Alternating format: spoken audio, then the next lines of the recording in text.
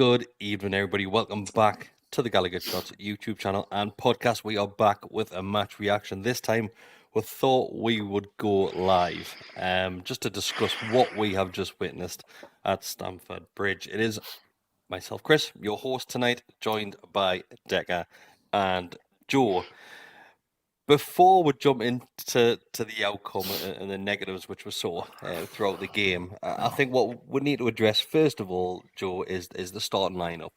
The start line. Obviously, you've done the match preview this week as well, and Eddie had a couple of choices which we haven't really had of recent times. Obviously, Emil Kraft comes back in after a decent spell which he's had there. Any shocks for you, or is it just what you said in the match preview? I don't think there's too many shocks. The only thing we weren't too sure about was whether he'd give Dan Burn a run out, because he was a body that was just coming back and it was a chance to maybe give the likes of Tino a rest. But I think what we're seeing from Tino starting tonight is that I think Howe is quite happy with the progressive fullback situation on the left-hand side. And as great as Dan Burn has been, we're due some different options in there. So whilst I was a little bit surprised that he didn't give Tino a rest, just simply for the fact that, he's played a lot of games, from a tactics point of view, I think it was probably the right call. And obviously, with the likes of Cher being out as well, Botman, I would say Botman as well. Obviously, he only got a few minutes in against Fulham. So it was a case of, is he match fit? Is he going to be able to last the majority of the game? In actual fact, he didn't, and it's quite rare that we see that. Not to jump too far ahead, but you would expect that a centre back would last at least the majority of the game. It's typically how it's done. So the midfield three, as we said in the preview, picked itself. Really same as the front three. Really, the only thing we spoke about was whether he might experiment with Livramento in a forward position, as we saw him do it against Dortmund. But besides that, he didn't really have too much of a choice. I think I'm going to rush through the first half, really. Obviously, the first talking point, Digger, is the possible red card to Casado. And we had a bit of a disagreement yesterday on Monday, Always Smiling Faces podcast about the red card, which Jimenez saw for Fulham. Tonight, obviously, we see a challenge going on Gordon Studs down the back of his calf, really, and down the back of his heel. What were your thoughts straight away on that one? So straight away, live, I didn't think it was I didn't think it was particularly a bad challenge. I thought it was just one of them that Gordon gets every single game he plays. He holds onto the ball, carries the ball, and he's going to get kicked or hurt or whatever. So I didn't really think it was a bad tackle. Even when he stayed down, I thought, I didn't think it was that bad. However, when you see the replay, it's horrific. And it's a really, really bad challenge. It's reckless. He's nowhere near the ball. It's dangerous. It's just awful. It's absolutely awful. And I think if VAR had have been in play, I actually do think he would have been caught to the monitor. I really do. He's off straight away, isn't he? Yeah, I think so. Stonewall. Yeah. I can understand why the ref hasn't given it. I really do feel that way. Plus, listen, people will say that doesn't mean anything, but it was very early on as well.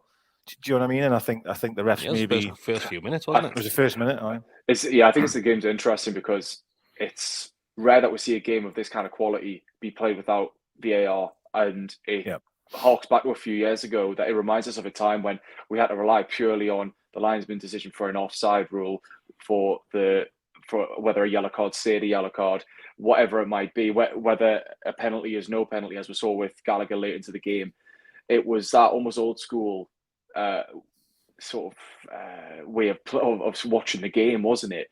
But I mean, we can have this argument about whether VAR is great or not, but I do think that this game was probably a good example of why we need to keep it, just in my opinion. Well, it's an interesting one because I think a lot of people, you're right, do say we don't need VAR, and it was better the way it was before.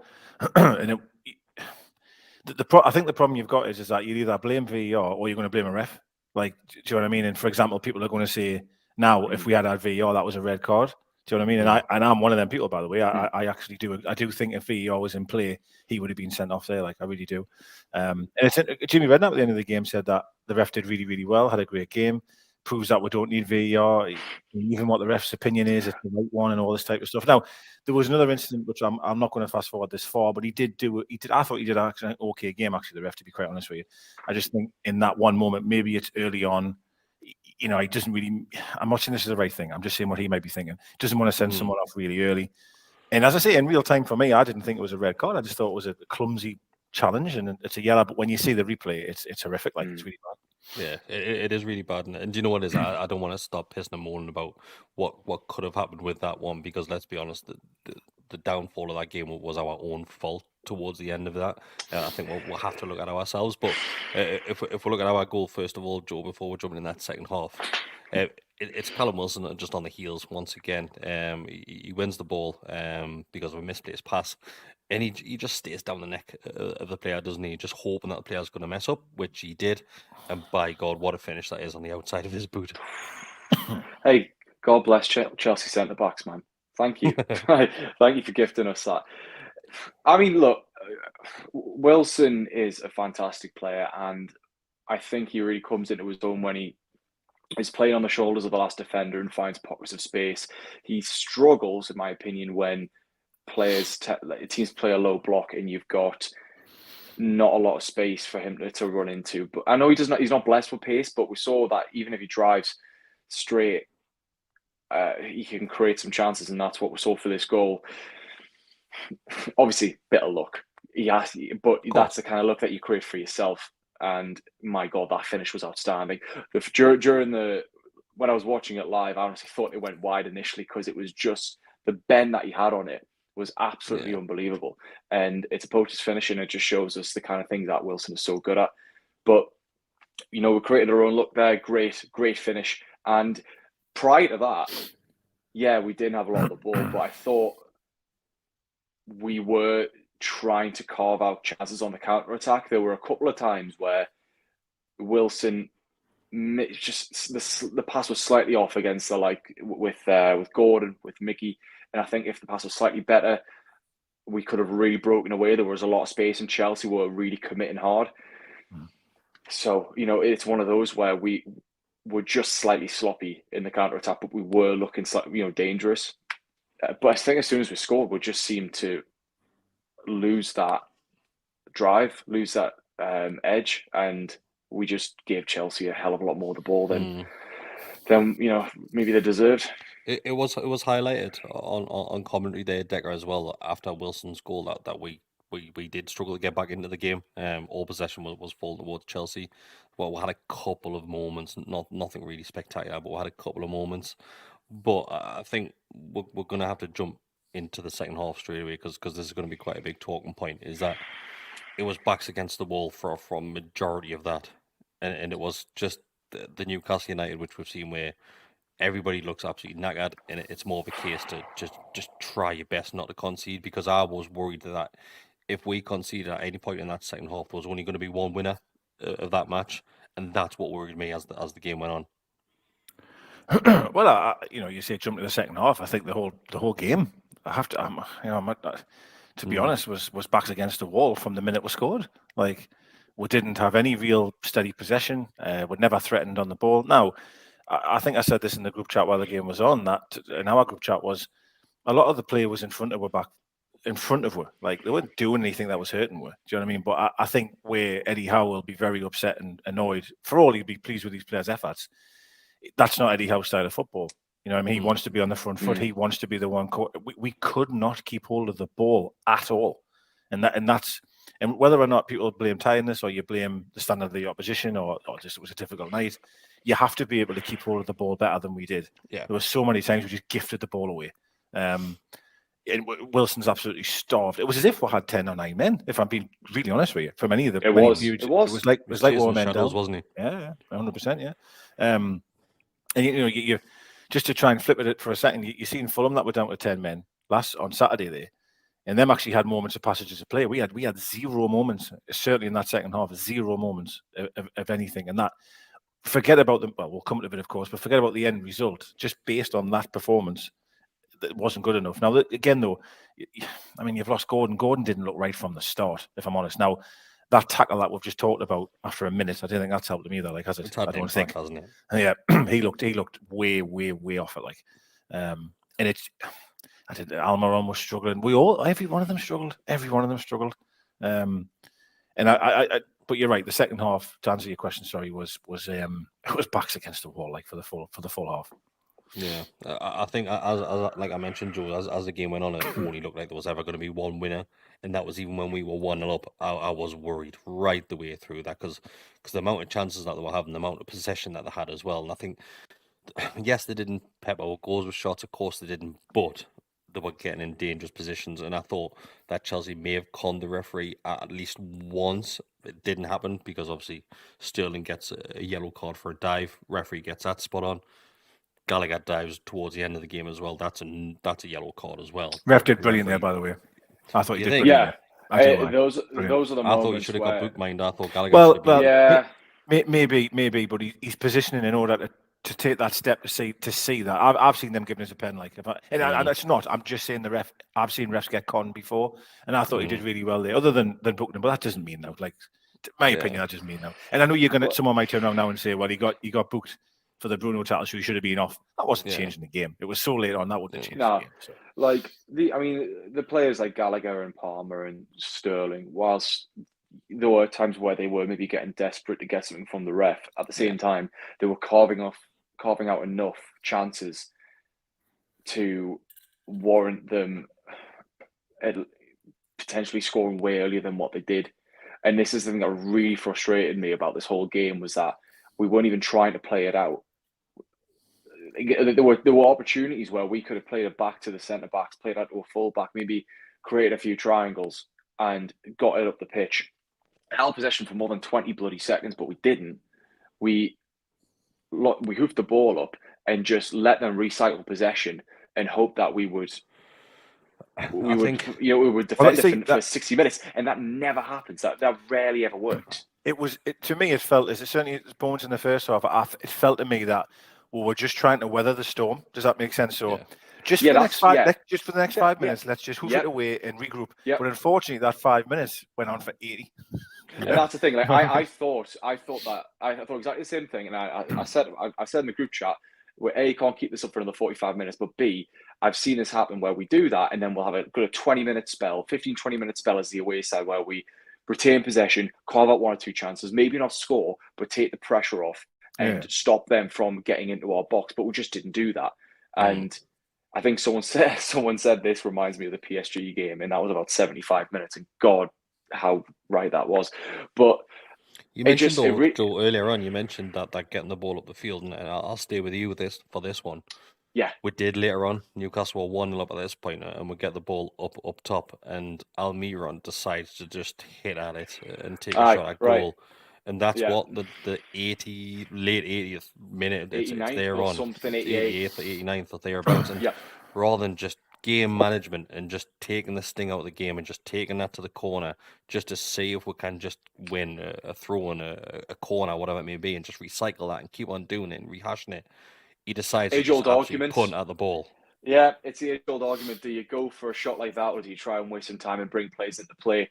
Now, at the time, I was shouting for Mickey to shoot. Now, granted, the angle was tight, and he was probably never going to get anything from it, but I'll applaud him for at least getting up the pitch and trying something. My worry is that he didn't have enough players around him to hold the ball up and to recycle that play and to, waste a few more seconds. I feel like if he went to the corner, right, maybe, but then it was 4 minutes out of it on time. Those 4 minutes, man, Joe, those 4 minutes can tick away quickly, though. They do. It's a very difficult argument to have. I just think that we looked so resistant to being in their half in any capacity, whether that's 1 or 2 players to hold the ball up. I just feel like even if he did that, they would have probably won possession back and it would have just gone and gone and gone. It's a difficult one to criticise him for when we didn't have anything in the second half. No, it is. I'm criticising him for that. I really am. I mean, go for It it. might be. Like, I think Do you know what it is? I would say it was normally I would say it would be in hindsight, but I'm doing it in the moment. I'm screaming at the TV there for Miggy just Fair enough. to use his brain and just think we haven't touched the ball for a long time now. We've got 4 minutes left of this game. Why am I just going to shot? He's never scoring from there. It's going to take an absolute worldie to score from there. That's bad in game management for me. Yeah, I mean, at one point, I think the angle was there, but the defender just managed to jock him a little bit. That it was, I think he had already made his mind up that he was going to shoot, and then by the time he got jockeyed over, it was too much. I mean, you're right. Like the smart thing to do would have been to put it into the corner, but I mean, he didn't. Yeah, he didn't. He didn't. And what's your thoughts on it, Digger? Yeah, listen, I agree that he should have took it to the corner. I'm going to be honest. I was pointing at the screen saying corner, just go to the corner. I was literally screaming it because I agree with Joe that there was a moment where yes, the angle was there, but then that moment was gone. If that makes sense. Now I honestly thought he was just going to just take it away to the corner. But I think I'm going to agree with Joe that like I just think he would have lost it within half a second and there would have been. No, we'll never know. We'll never know, right? But listen, what we do know though, Digger, what we do know is that something's up with Trips. We do know that because let's be honest. I think if we look at you've got the 2 goals that were conceded late on against Everton. You've got this tonight. Yeah, you get this tonight. He looks an absolute shell of the player that we know he is. Yeah. His confidence is low. I know this sounds daft to say. People go, "Oh, you're only saying that because of what happened." But like when he came on, like I said to her, I says he doesn't even look well. Like, he doesn't look well. Exactly the same, mate. Like he looks ill. Like he looks like there's something wrong. Do you know what I mean? And even in moments in the game, right? He gave the ball away cheaply. There was loads of things in the game itself he didn't do well. And I mean, listen, where I do feel from a little bit, he's made 3 mistakes in 3 goals. Like, how many other players do mistakes like bad back passes or what? We've seen a couple on Saturday where they get intercepted, but they don't score. So Spurs as well. Do you know what I mean? He's given like 3 away where it's 3 howlers. And actually, to be fair, it's a good point. Actually, the Spurs game against Son, horrific. Some of the defending, and then I think I will fast forward for a second and we'll come back. But then to compound that with the penalty, I give him a lot of credit for stepping up there to take it. But Jesus, for him to miss that as well. I mean, what the hell is that? What has happened? Like, because listen, I absolutely adore Trippier and he's been unbelievable. I'm not going to sit here and criticise him. I'm not. All I'm going to say is it's worrying, so uncharacteristic, and he just doesn't look well. He doesn't look it. Like, I think it's very easy to blame Trippier for this loss, but in reality, it's the entire game management from the whole team. It's the lack of passing. It's the lack of cohesion, and the frustrating thing is we're better than this.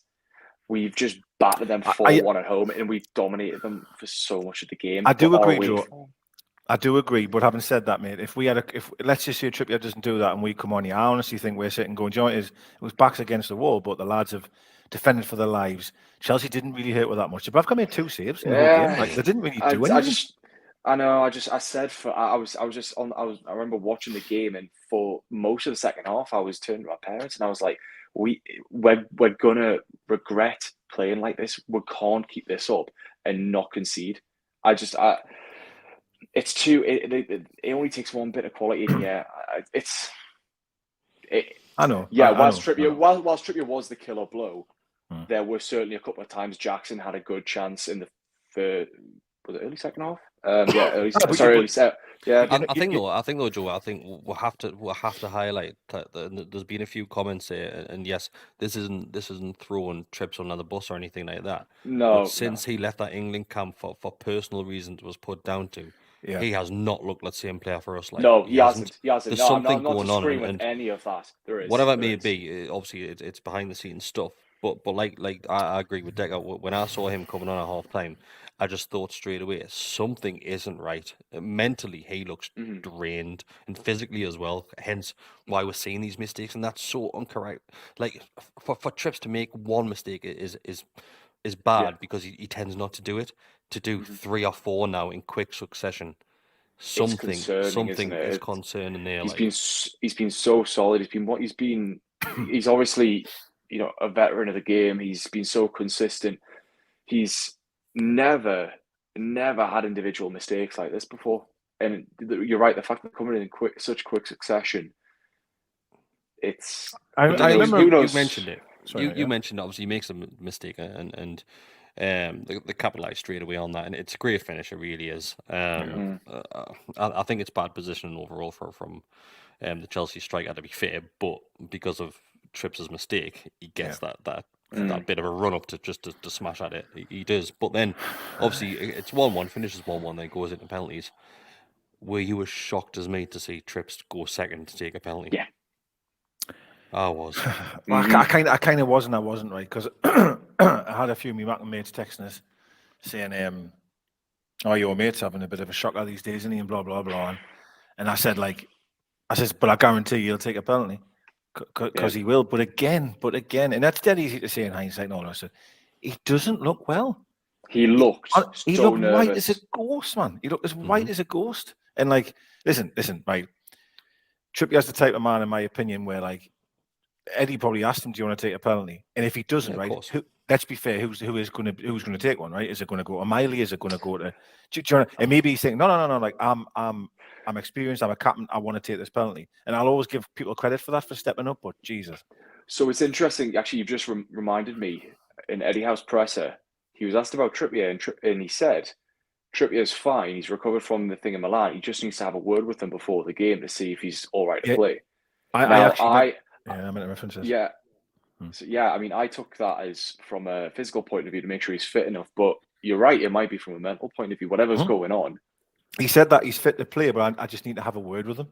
Yeah. And for me, that I believe there's something else there. Now, I'm not pointing blaming Eddie Howe for bringing him on either, by the way, but I agree with your point, Joe, that there's something mentally not right. Now, what I just want to reference a couple of things. So we've mentioned that coming back from the England camp, he hasn't been the same since. Now, the thing I want to reference here was the Man United game at home after that? Because I thought Trippier was unbelievable that game. Unbelievable. And I think it was after that. I think it was, we won 1-0, but we should have been 10, if I'm being honest. Off the top of my head, I can't remember. The Sheffield Bournemouth game. Someone might... Bournemouth game 2-0 there. Oh, yeah, so I think we'll beat Man United at Bournemouth, right? 100%. Yeah. So he was fantastic in that game. Honestly, I thought he was amazing. And it seems to be from that moment things have gone wrong. But I think it's one of them, isn't it, right? You know what it is? If he headers that back, right, and he misses, listen, it hasn't happened, and I appreciate it's a goal. I'm just saying, I feel from a little bit that he's made 3 mistakes and they've all cost a goal. If Mudryk just puts that wide, then happy days. Do you know what I mean? You can see what Trippier's trying to do there. Yeah, 100%. Yeah, putting it back to, I think Lascelles was there or Dubravka, but yeah, he's just such a shit header though. He's just taking all the momentum off the ball. Yeah. It's a terrible header. You've just got to clear your lines there. He's trying to, he's heading it back to nobody really. It's a really bad header. As you said, Mudryk's positioning was so bad that if Trips had just left it, it would have went out for a throw in, or at worst, Mudryk would have maybe caught it on the byline. But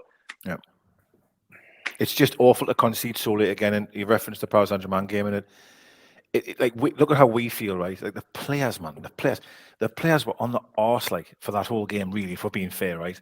And then you put everything into it. You seen Dan Burns' reaction when the goal went in. He was absolutely fuming. We need to start asking so much into it. We need to start asking questions as to why we're playing so different away from home. We're better than that. We're better than what we just showed. We are. And I agree.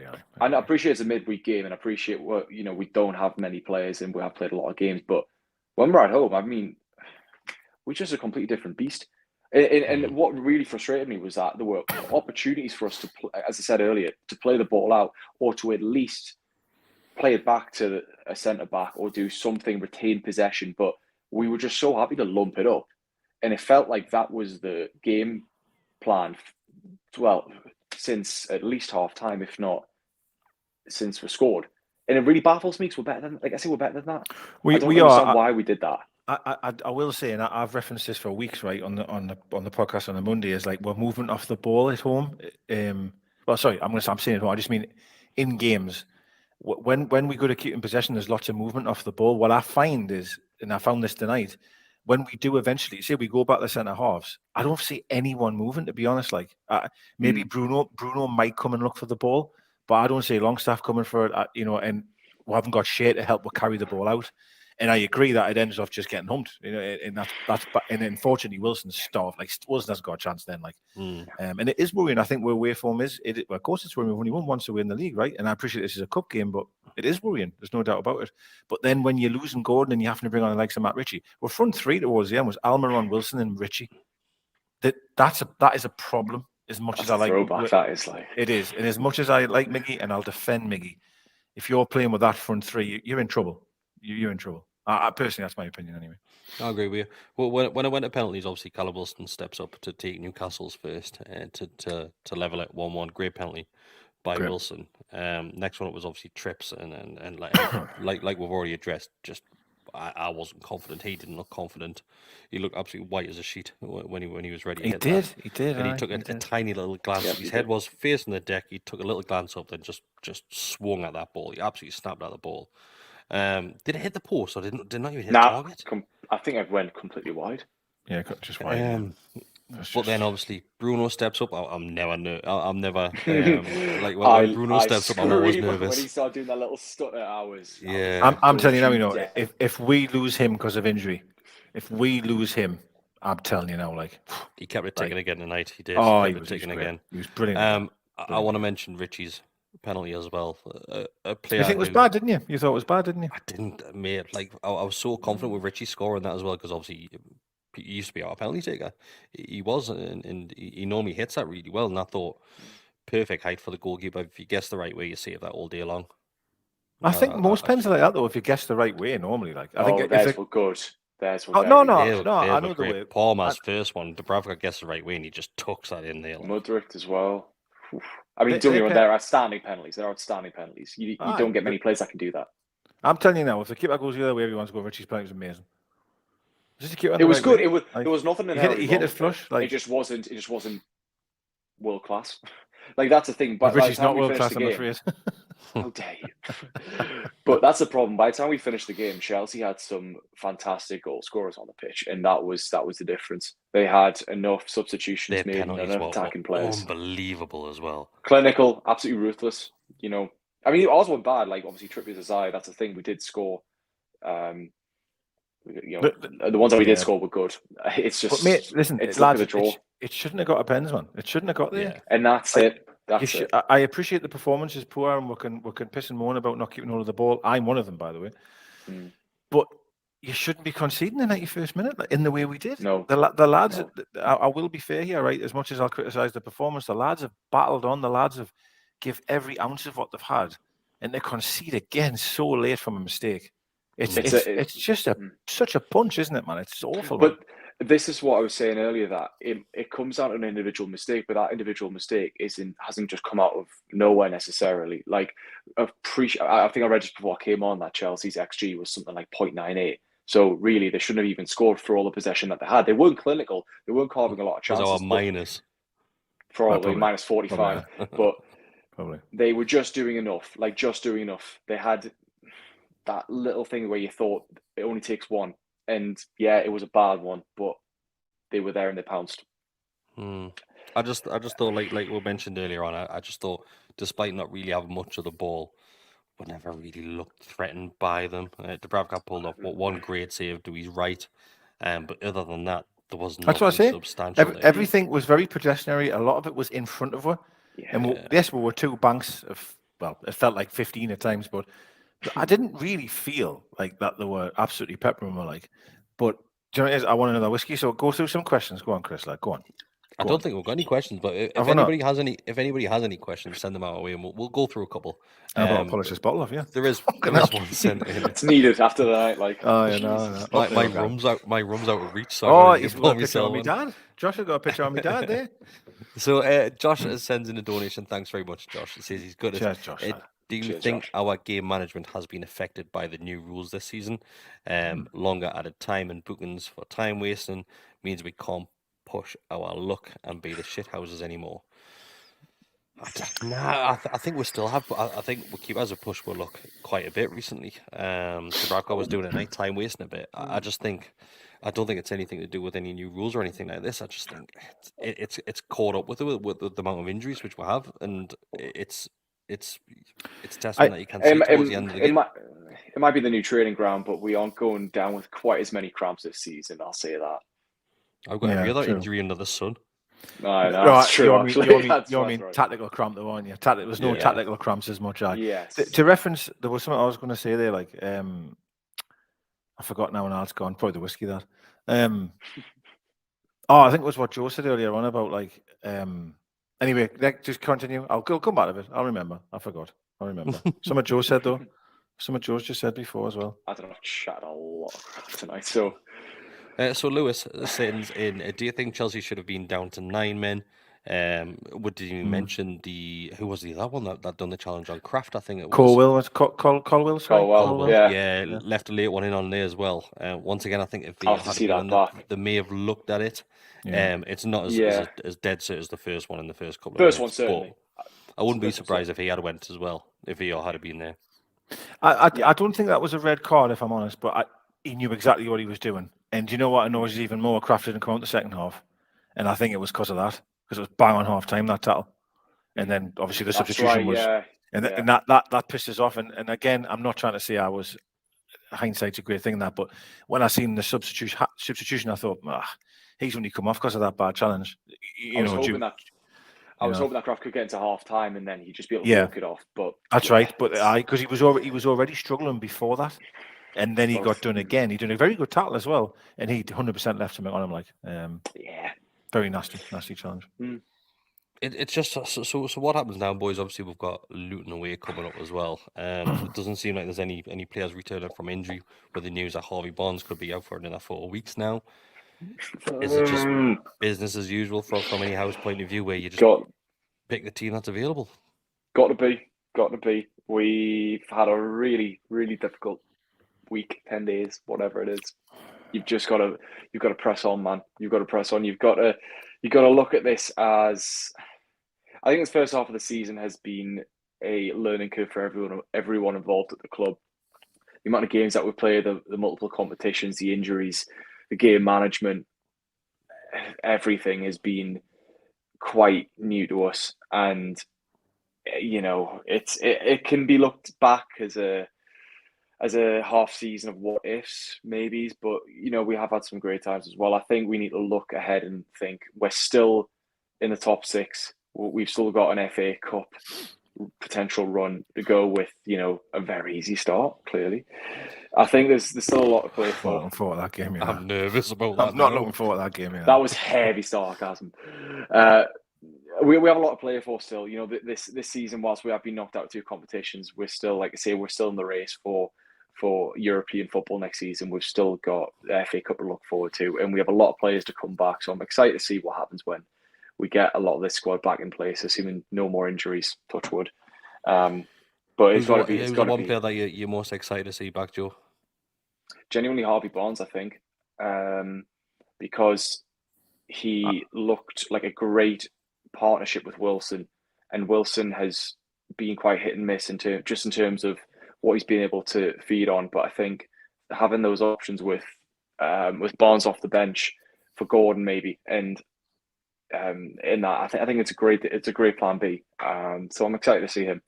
What about you, Degger? So for me, a fully fit Isak. That too. You get a fully fit Isak back. You're talking show business, like. But a couple of things then. So the first one I want to reference is what I remembered now. What I was going to say before. So one about like shithousery and wasting time and all this type of stuff. I think what Joe referenced about like you can't play football that way and it not cost you eventually. I think it's a really good point that you can't play the way we played tonight. And even if you go back to wasting time last season, right, you can't continually try to waste time and it's going to work all the time. So even if we did start wasting time and making subs and Pope goes down with cramp or whatever it is, it'll catch you out eventually anyway. Like you just can't play football that way. Do you know what I mean? I think Isak being fully fit, I think because the reason I'm saying that is he gives an option up front. If Gordon gets shattered, you can move him to the left. He can play in 2 positions. And Isak's quality, as we all know, right, is just outstanding. I just think with him not being fully fit, we've seen a difference. I think you've missed the most crucial one for me. Is that Joe Linton? Ellie Anderson? Or Joe Willock? Actually, no, that's a very good call because I might have been on Monday night when you were referencing players going direct. and I think you did mention Willock there. He's one of the few midfielders that is not afraid to drive at the ball consistently. Man United was a great example of that when he obviously scored from it, but he was carving out chances and he commits defenders. And it's something that we needed to have the other players like Bruno do on, Saturday against Fulham to step up and do that. But yeah, Willock's a massive miss, by the way. I've just threw that away as if he's nothing. I didn't mean that. I agree. But to the point of like, I mean, there wasn't so long ago we had beat, I think it was Chelsea at home, hammered them. Would beat Paris Saint-Germain away, and then we beat Man United. We had 3 games in a row, right, where without Willock, and we did amazingly well, right? And the thing I want to say about this game, how negative I feel, and how awful I feel, and upset, and all the rest of it. The lads got beat 3 games in a row. We got beat off Milan, we've got beat off Spurs, all this type of stuff, and then we turned up at Fulham and we beat Fulham. Do you know what I mean? So that they can do it. You know what I mean? They can do it, and I think we'll go down to Luton, and I mean, it's going to be difficult. Right? It's going to be difficult. You know what I mean? It's going to be a different style, It's just going to be, a different style of game, right? And we've just got to, I think, physically got to be able to match them in that game. So Dega, just staying with you, and this is a question which I think we've discussed quite a bit on a Monday show. Though obviously huge injury concerns at the minute. January's just around the corner. The club are obviously going to look at dipping the toes in the water when it comes to the transfer window. Which area do they need to focus on? So there's one main area. Where do they need to focus on right now? Because I'll give you my answer. I think it's striker. I've got one straight. Okay. I'll give mine after Deckers. And the reason I say striker is mainly because of injury concerns. We're seeing he's like injured every other week now. Callum Wilson, we'll never know how long Wilson's going to last for. Listen, there's a number of positions. I think the longer we'll go on, I do think right wing's a concern. I said right wing even when Murphy was fit, and this is not me bashing Murphy, but right wing's an issue, because we don't have anyone there. Miggy just plays 100 minutes a game and crack on. There isn't any options on that side of the field. Now, I can't give you a name. If anyone asks us for a name, I can't give you one. But I do think right wing as a secondary options is important. Maybe a bit more quality in the final third. I do think right wing's a problem. So agree completely. That would be mine. Thank you, Joe. That's all right, Decker. No, but we, as good as Miggy can be, his inability to use his right foot is growing ever more frustrating, and it's just that lack of flexibility when we're in mate. You've just said there as well, right, that you want Barnes to be back. And the roll straight off your tongue was you want Barnes to be back because he'd be a different option for Gordon. That doesn't mean you're saying Gordon's a bad player. It's just rotation and flexibility and options, right? Yeah. And it's exactly the same on the other side. Everybody loves Gordon, rightfully so as well. The guy's class, but you can see the guy's struggling. He's struggling, and you're right. If we had Barnes, he would be able to go over there. And that's why I think with Miggy, we only have him. He's the only person that seems to play every single game, and he needs a break, and we need fresh ideas on that side of the field as well. So, and I'd love Murphy to. I can't believe I'm actually saying this 2023, but I wish Murphy was fit. Do you know what I mean? Because it would be great to see him have a go. Because he's been excellent, hasn't he? How it's an option. It's an option. Which would be so threadbare throughout the squad, but even more so on that right hand side at the minute. Yeah. It's a lack of options, as Dave says. Anything that you want to add before we end it? Because I'm gutted, lads. I'm gutted, especially the tough run that we had to get to this point as well. Because it ends like that. Does it hurt more because it's the way it's happened there? If we lost 3-0, it hurts more, I think, because it was so late. Does that make sense? Because how good we were against City, against Man United, then we're going to this one. We'll take the lead. It's a defensive mistake that loses that game in the end. If that mistake doesn't happen, then you can argue that it's a defensive mistake that we capitalise on as well. It swings and roundabouts at the end. That's a fair comment, actually. That's a good comment. Yeah. It just feels like a wasted opportunity, given how close we were, and it's painful. It is painful. I just think that I think the Wembley weekend is so fresh in our minds that we were all praying for another one in the near future. And I'm gutted. And as you said, we had such a difficult run to get where we were, I just felt like our performance didn't. We deserve more than from the run that we had to the performance that we gave. It just wasn't. Yeah, it wasn't really good enough. The draw's been what we've unkind, done, though, hasn't it? And I don't mean to that's it. Well, yeah, that's it. It's been unkind. It has been very unkind. Yeah, we've done very well to get to this point. Because even the games where we might want to maybe rest, I suppose people will say Man United we did, but you've like Man City, Man United, like we've had to play the best side we possibly could. It's not like, no offence to other teams, like Port Vale, for example. I've had them at home, have we? Where we maybe could actually really rest players. We've had to play the strongest we've had. We deserve that as well. We deserve those wins. Yeah, we did, yeah. It's just it's a shit. It's a kick in the teeth. I'm not even going to look at social media because there's probably going to be some ridiculous. That's my advice for everybody who is watching live at the minute. Obviously, this will be going out as an audio podcast as well, or you might be watching it back on YouTube. Yeah. If you are watching live after this, if you've got nothing else planned, just don't go on social media. Just put your phone on one side. Pour whiskey. Pour whiskey. Do what Dale's done. Fine. Pour whiskey. Have a beer like Joe. Have a rum like me. Just whatever you've got, just pour it. It's fine. Just pour it. Just yes. It's a painful one. It is really hard to take that one. Once again, defensive mistake, unfortunately, by Trips. Of all the players, it had to be Trips again that's done it, which makes it even worse. And it's one of those things. I think this season has been a huge learning curve for this football club, the manager and the players as well.